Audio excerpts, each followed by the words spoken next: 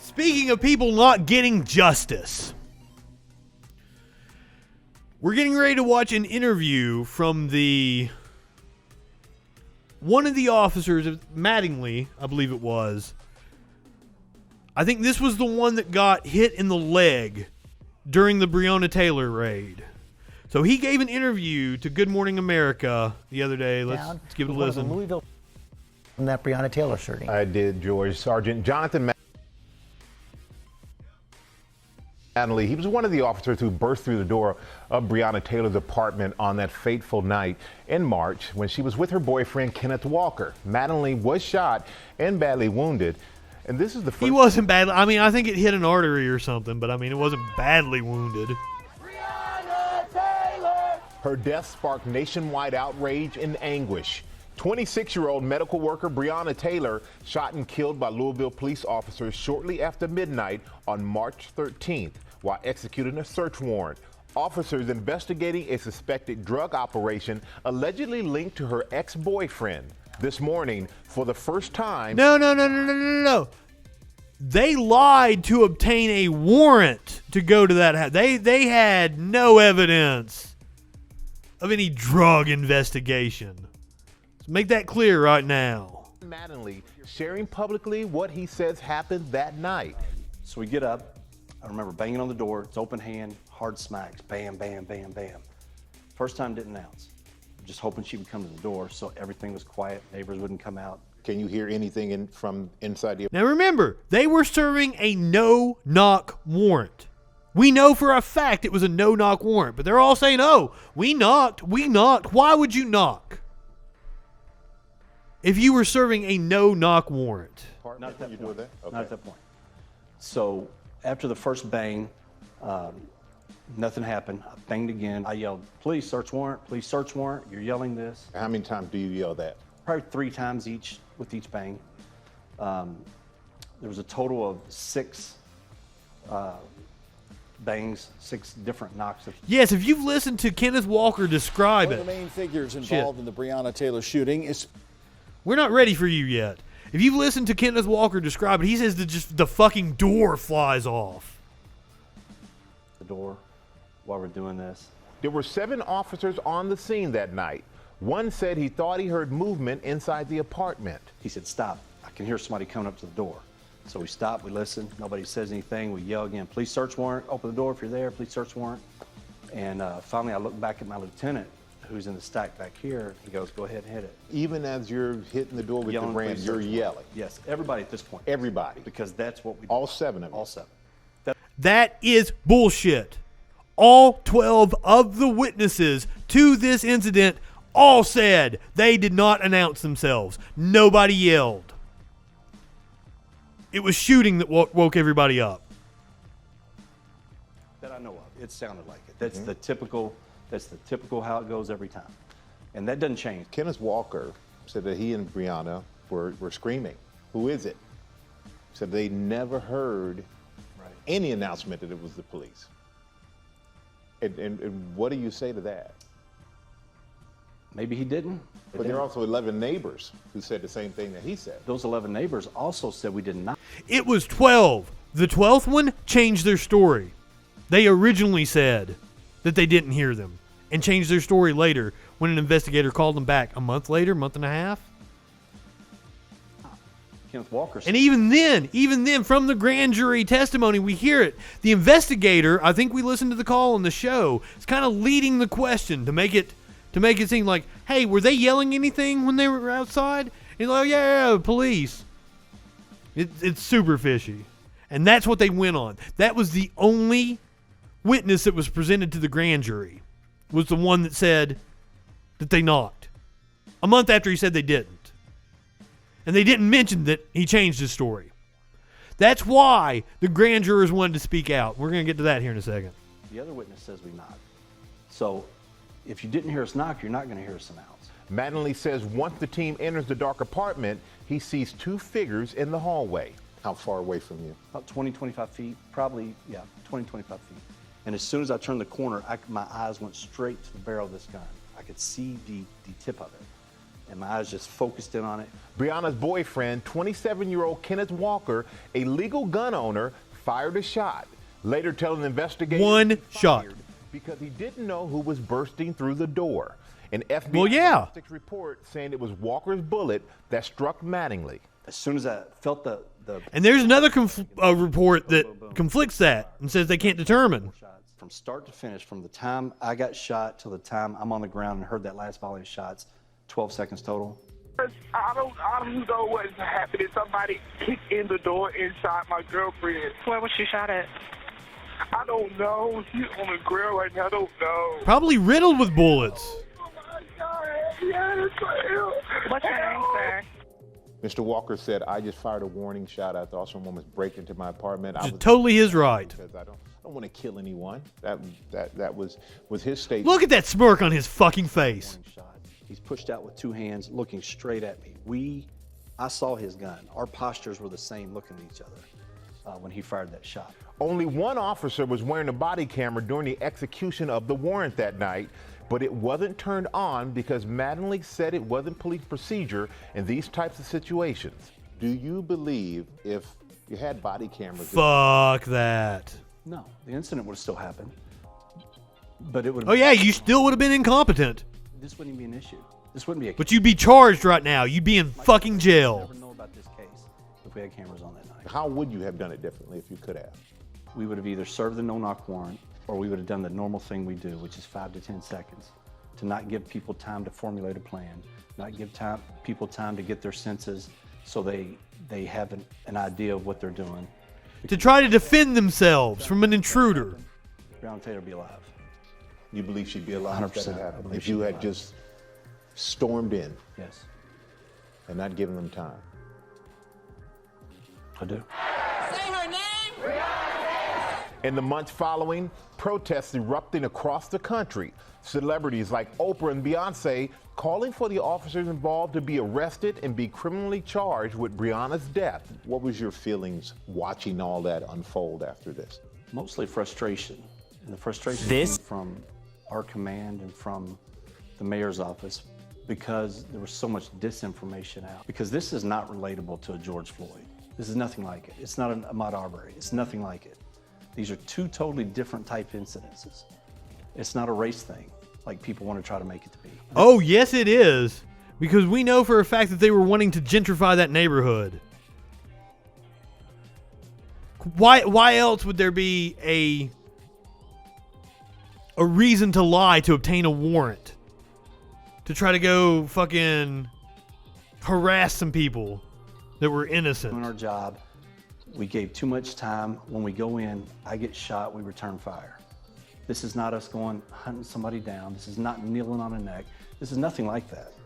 And I know I'm not gonna sit here and act like playing the big victim card.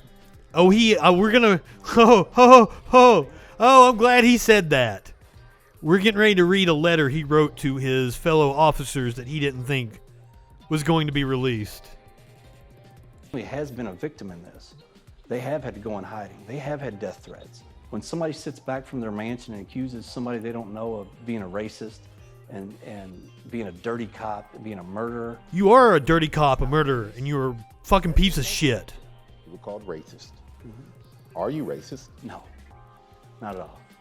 Do you think there is a racist divide between the community and the LMPD? I think there are people who stir things up and make it more of that because Yeah, like cops. element. You know, you talk about racial profiling. Good police, anyway, police I've worked with don't racial profile. You criminal profile. Let's address the fact that just because you're black, you're a threat. It's not the case. Bullshit. Well, that's how black men feel. That's how black women feel. But does that make it real? Yes.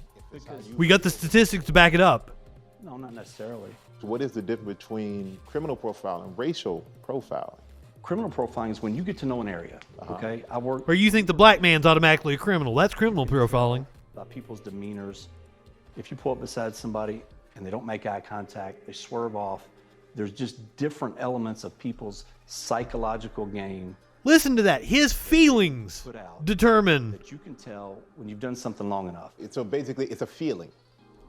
Not just a feeling. I mean, it's a feeling that goes along with with what you've experienced, with what is in the area, what should or shouldn't be. You look at a George Floyd, what happened to him is tragic. It was horrible. Everybody looked at that and said, wrong, bad, disgusting. And what happens? They end up. I doubt he did. Which, in my opinion, and I don't know the ins and outs of the case, and I'm very careful now to judge other people for Monday morning quarterbacking, but in my opinion, that was the right call, whether he died of an overdose or whatever. But Got to throw that out there, don't you? in my opinion, George Floyd was not a model citizen. It's very hard for me to sit here George Floyd died of an open overdose. He died because someone was kneeling on his neck for minutes. And I agree with that. In regards of him being a model citizen or not. No, you wanted to throw that in there, you little fucking punk. I said he did. So I just demonized it. I said it's horrible. No one has been charged in connection with Taylor's death. An autopsy confirmed she died of multiple gunshot wounds. One officer in the case, Brett Hankinson, has been charged with 3 counts of wanton endangerment for endangering neighbors when he opened fire. He's pled not guilty. And if Breonna's mother, Tamika Palmer, is watching this, is there anything that you would like to say to her? Ms. Palmer, nobody should ever have to go through what you're feeling. Nobody can If you weren't incompetent, she wouldn't. feel what you're feeling unless they've lost a child. There's no way I could ever tell you enough how much I wish this hadn't taken place. No amount of money in the world is going to change that. Police reform is not going to bring her back. But I just hope that you can find it in your heart at some point to find some peace, find some love in the future. And I pray that You know, justice can go a long way. this tragic never happens again to any other family. And we know Mattingly wasn't indicted. I mean, did you see? Is this Strahan? Is that who that is? Investigation to determine. Michael Strahan? Or is that some other reporter?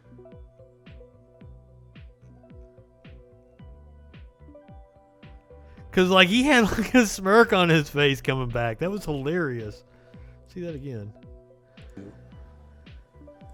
Find some peace, find some love in the Like, he didn't buy his bullshit. pray that every something from this and that this tragic never happens again to any other family.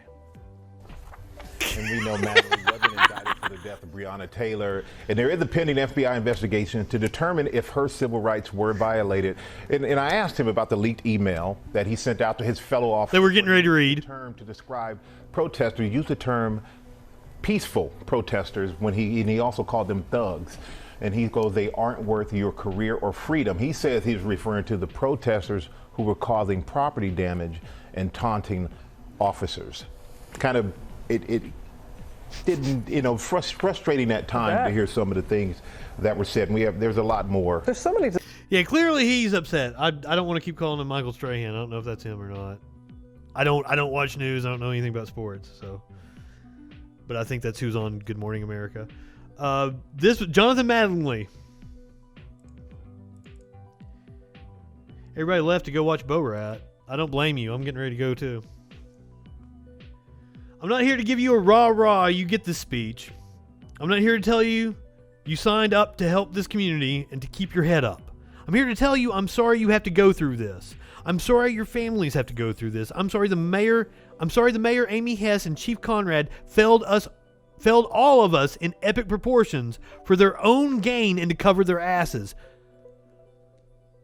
Now we're talking about a police department that is riddled with corruption. The SWAT team that arrived on the scene said it was an egregious act. The public integrity unit recommended charges for the detective. That recommended they should be investigated for criminal charges for the detective that obtained the warrant. So there's something fishy going on. So I don't know about covering their asses. In the stores, Lori Shoes open to serve you safely. Creve Coeur next to TGI Fridays.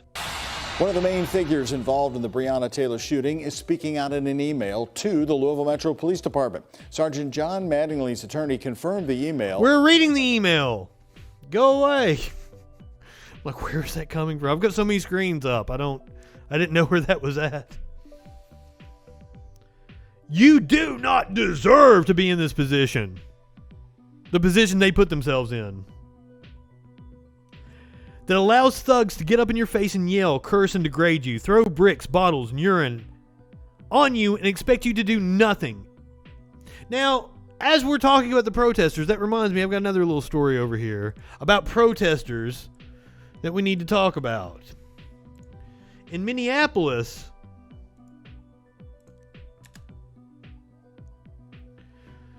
the feds say it was a far right-wing group that attacked the precinct, as if they were Antifa or BLM, in order to incite violence and paint this social movement as violent. So let's just get this straight. Talking about thugs. I don't know where the email. There we go.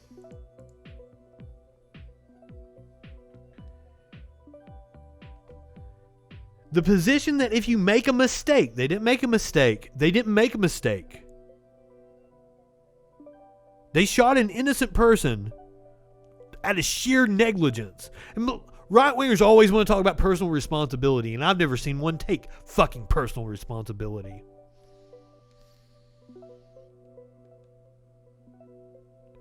During one of the most stressful times of your career, the department and the FBI, who aren't cops and would piss their pants if they had to hold the line, the FBI aren't cops, go after you for civil rights violations. Your civil rights mean nothing, but the criminal has total autonomy. What civil rights are being violated by you? You're more than welcome to hire an attorney and file a lawsuit. How are your civil rights being violated by you being incompetent? On my tax dollar.